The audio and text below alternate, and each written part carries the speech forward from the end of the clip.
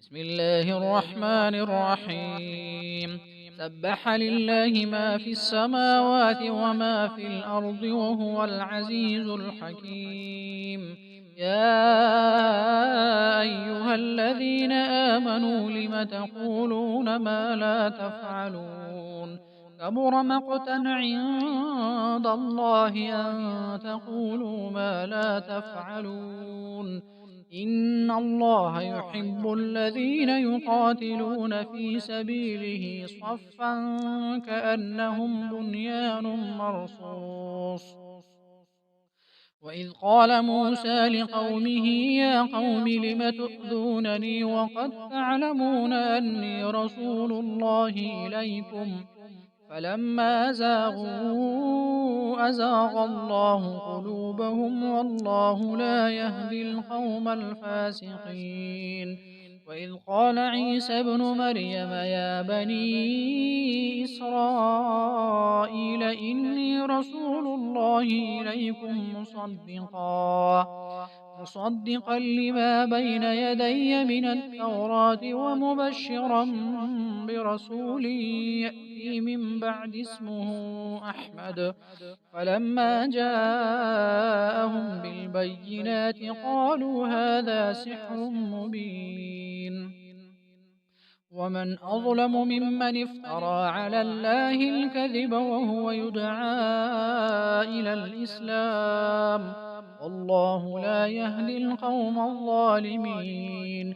يريدون ليطفئوا نور الله بأفواههم والله متم نوره ولو كره الكافرون. هو الذي أرسل رسوله بالهدى ودين الحق ليظهره على الدين كله ولو كره المشركون. يا أيها الذين آمنوا هل أدلكم على تجارة تنجيكم من عذاب أليم تؤمنون بالله ورسوله وتجاهدون في سبيل الله بأموالكم وأنفسكم ذلكم خير لكم إن كنتم تعلمون. يغفر لكم ذنوبكم ويدخلكم جنات تجري من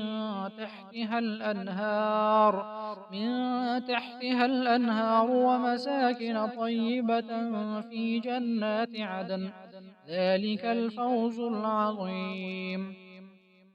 وأخرى تحبونها نصر من الله وفتح قريب وبشر المؤمنين.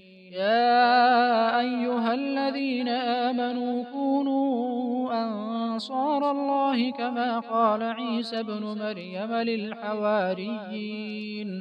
للحواريين من أنصاري إلى الله؟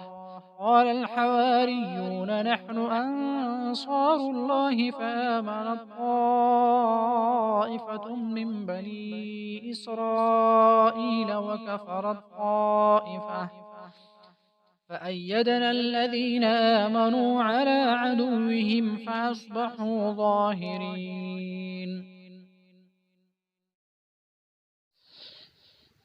بسم الله الرحمن الرحيم. والفجر وليال عشر والشفع والوتر والليل إذا يسر هل في ذلك قسم لذي حجر ألم تر كيف فعل ربك بعاد إرم ذات العماد التي لم يخلق مثلها في البلاد وثمود الذين جابوا الصخر بالواد وفرعون ذي الأوتاد الذين طغوا في البلاد فأكثروا فيها الفساد فصب عليهم ربك سوط عذاب إن ربك لبالمرصاد.